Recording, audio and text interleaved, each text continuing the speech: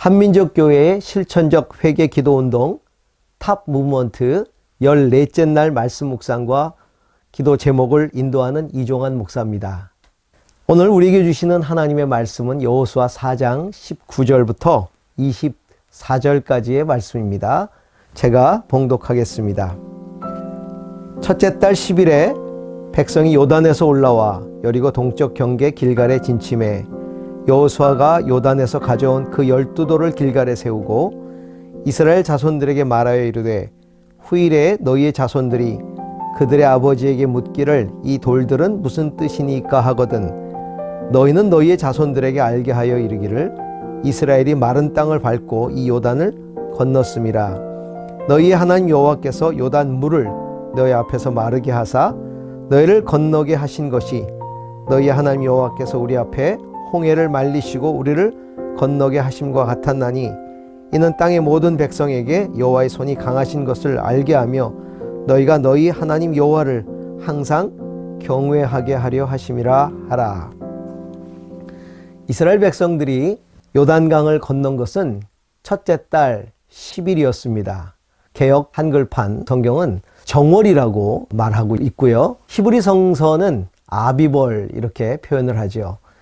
바벨론 포로 이후에는 니산월로 표기가 됩니다. 이스라엘은 그 출애굽의 역사가 시작된 그 6월절을 한 해의 첫 달로 삼습니다.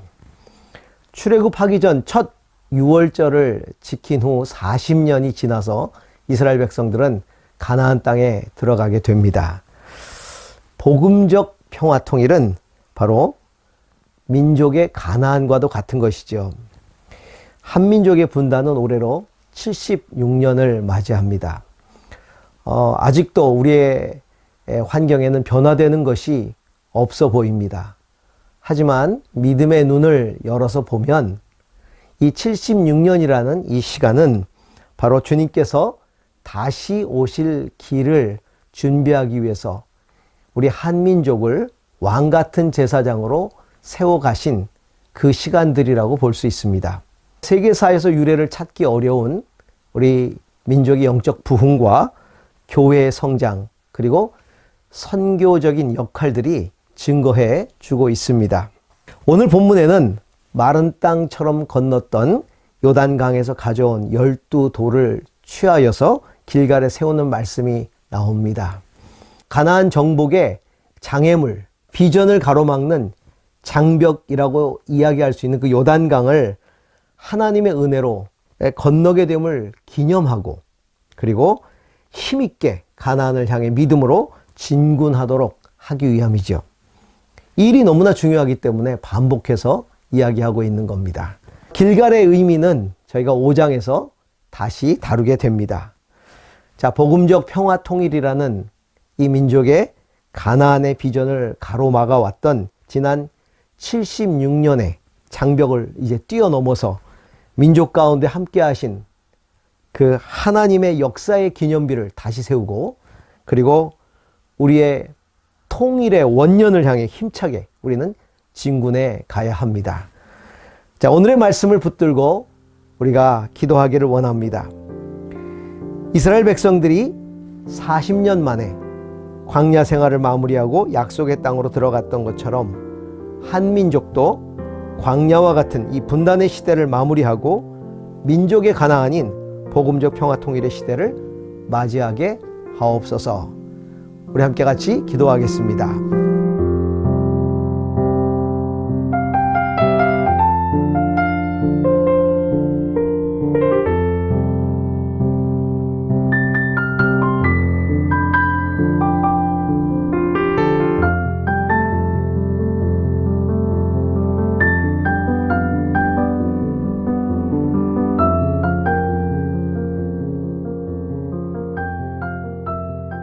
이제 복음적 평화통일의 가나안을 향해 진군해가는 한민족 교회 공동체 가운데에서 우리가 벗어버려야 할 것들에 대해서 나누고 기도하기를 원합니다.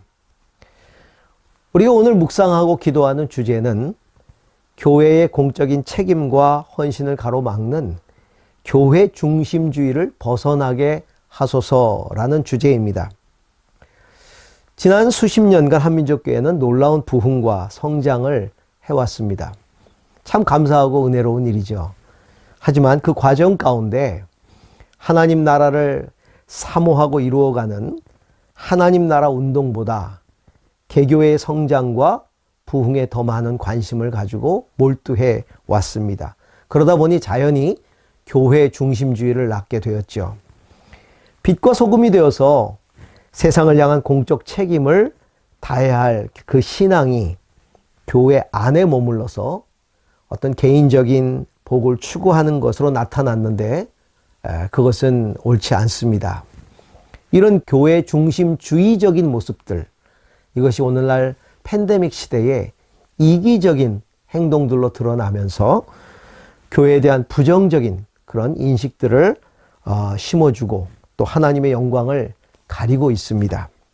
창조주 하나님은 교회 안에서만의 하나님이 아니라 세상 모든 영역을 다스리시는 하나님이십니다. 신학자 아브라함 카이퍼는 영역 주권이라는 표현으로 우리에게 가르쳐주고 있습니다.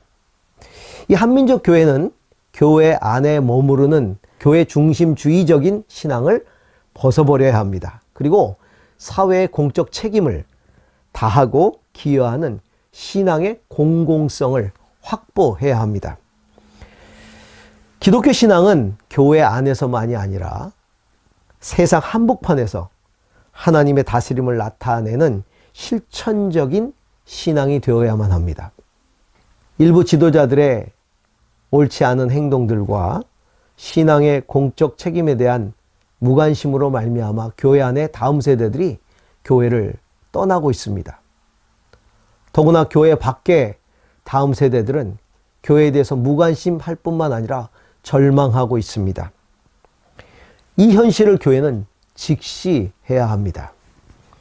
이제 교회는 모이기 위해서 흩어지는 것이 아니라 흩어지기 위해서 모이는 교회로서의 패러다임을 새로 정립해 나가야 합니다. 세상에서 선한 영향력을 끼쳐야만 하는 선교적 교회로서 우리는 바로 서야 합니다.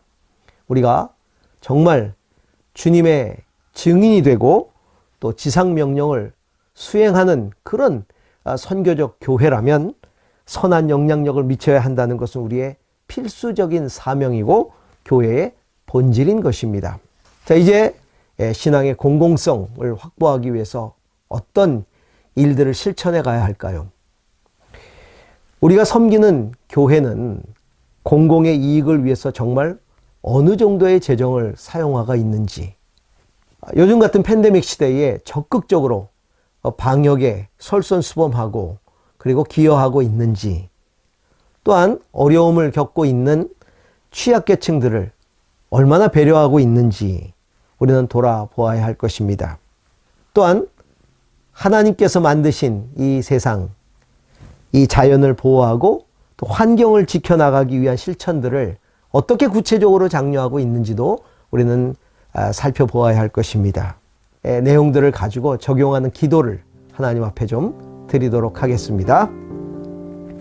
삶의 모든 영역을 통치하시는 하나님 나라의 의미를 축소하고 교회 중심주의로 그것들을 둔갑시킨 죄를 회개합니다.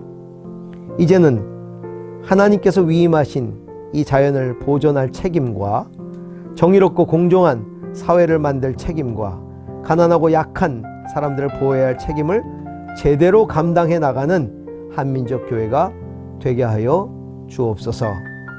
우리 함께 같이 기도하겠습니다.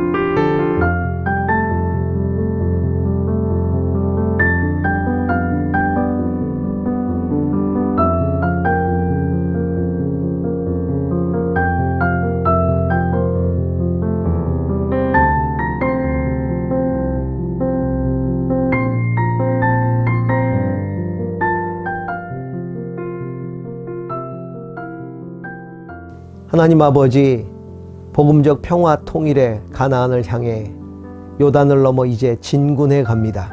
우리가 벗어버려야 할 교회 중심주의적인 우리의 모습들 회개하고 벗어버립니다.